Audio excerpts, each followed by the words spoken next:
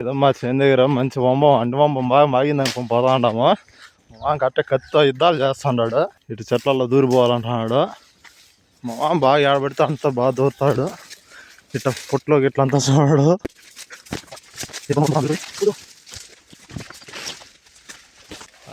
నరికాడు లాగుతున్నాడు.